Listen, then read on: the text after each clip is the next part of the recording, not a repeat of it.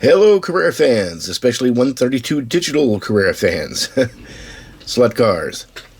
What we got going here is I guess a secondary video to the initial video I made about this Ferrari 599XX. If you remember from my early video, this was an analog car that came, I only got one car with the set, but it came with an analog set that I bought used so I could get the extra track and parts from it. And this car came along with the deal. Well, it never, right off the bat, like I said, it was an analog car first of all, and I ran a little bit analog just for grins, and it never really seemed to handle all that fantastically, and that was one of the things I mentioned in my earliest review of this car.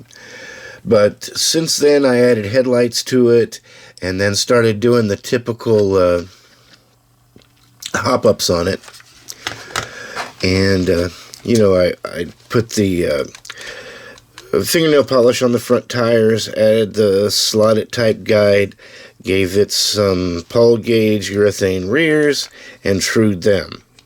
And now this car has actually come to life. It runs pretty much middle of the pack.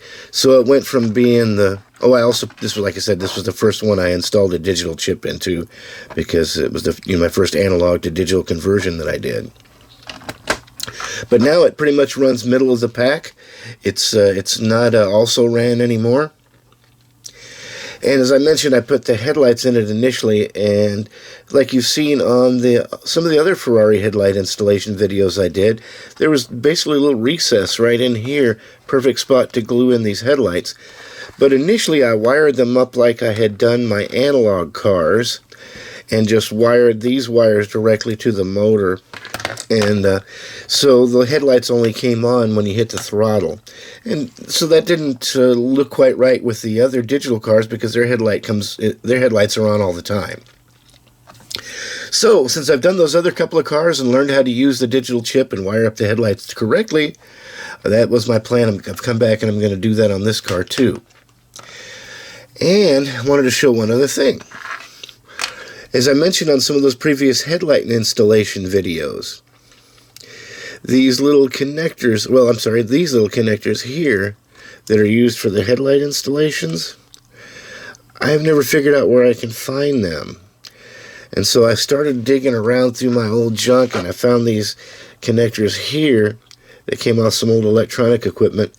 And I guess the tip here is, if you got some old electronic equipment that doesn't work and you're about to throw it away, take a look inside, see if you can't find some connectors and stuff that you can pull loose, because you never know when you might be able to use them in this kind of a situation.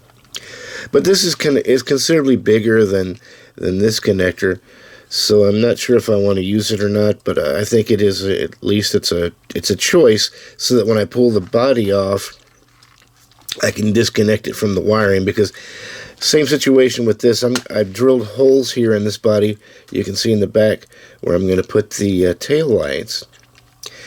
And so, like the regular Carrera cars, they have this spots in here where the headlights mount to, and you can just glue them to those spots and the body will fit down on it. If you're doing it on an older car, it doesn't really seem to work as well, or at least I can't really tell how to make it work as well so far. So I've just been gluing them to the body and then trying to figure out how to make a connector or something so I can cut them loose here. So anyway, so I found this old connector and I might use that.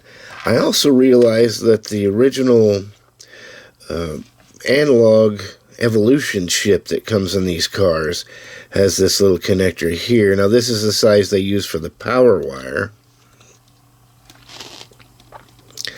so it's a little bigger than the headlight wire connector, but it's still a little bit smaller than this. So I gotta decide whether I want to hack up this chip or use this scrap connector I've already got here. But I'll figure it out and get this one put together and get the taillights in it also, and you'll see it on the track again. Thanks for watching.